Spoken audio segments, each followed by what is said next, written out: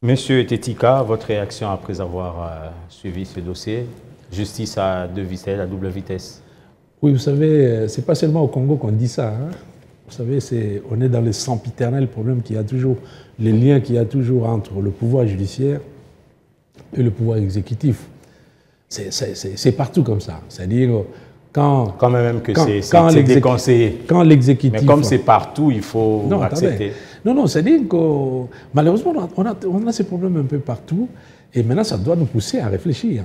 Parce que quand l'exécutif donne l'impression de freiner un dossier, on crie, on dit non, ils sont au-dessus de la justice. Mais quand les juges, ils vont de face, après, et surtout s'ils s'attaquent aussi parfois à quelqu'un du pouvoir, on dit non, on risque de sombrer dans la République des juges. Vous savez, ces genres de langage, vous les avez presque un peu partout. Mais la difficulté particulière que nous avons au Congo, c'est le fait que nous nous identifions malheureusement, jusqu'au XXIe siècle, nous nous identifions par rapport à nos provinces, par rapport à la tribu même, et surtout par rapport à nos forces politiques. Comprenez? Par rapport à nos provinces, vous le voyez souvent, dès qu'il y a un problème, s'il y a une nomination, vous allez voir les gens dans les escaliers, nous, ressortissants d'eux.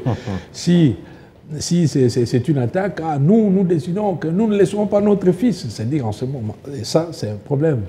On s'identifie parfois même au niveau de la tribu, parfois. Hein. On a entendu pas mal de choses ici dernièrement. Et par rapport aux forces politiques aussi. Les forces politiques sont appelées à se remplacer de temps en temps. Vous êtes au pouvoir. Vous posez un acte qui est condamnable. Mais vous posez cet acte-là, à quoi? À 6 mois ou 7 mois des élections. Il y a élection, votre camp perd. Votre camp perd l'élection. Maintenant, le nouveau pouvoir qui arrive, il hérite du dossier. Les dossiers arrivent au moment où ce nouveau pouvoir-là est là.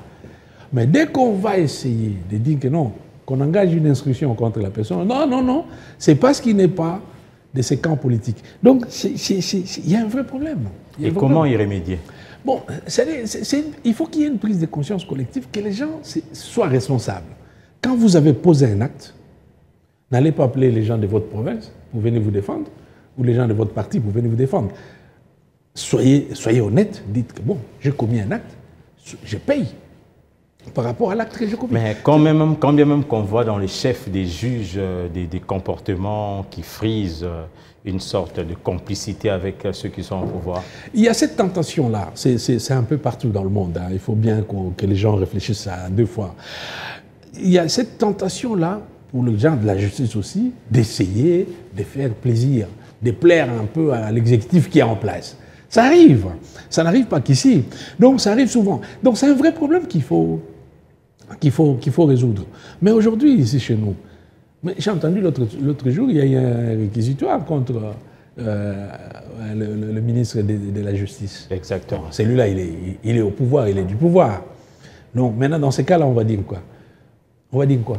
Si jamais qu'on veut le lâcher, par exemple. Attendez, si jamais demain, il y avait poursuite contre lui, on va dire quoi? On va dire que non, là c'est une erreur ou quoi?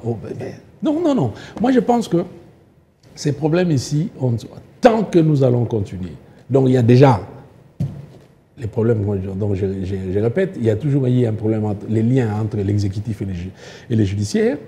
Quand ça va de ce côté, il y a un problème. Quand c'est la justice qui tape, on dit non, la République des juges. Quand c'est l'État qui pousse à ce que la justice réagisse, non, il y a acharnement, on instrumentalise la justice. Donc, il y a ces problèmes-là.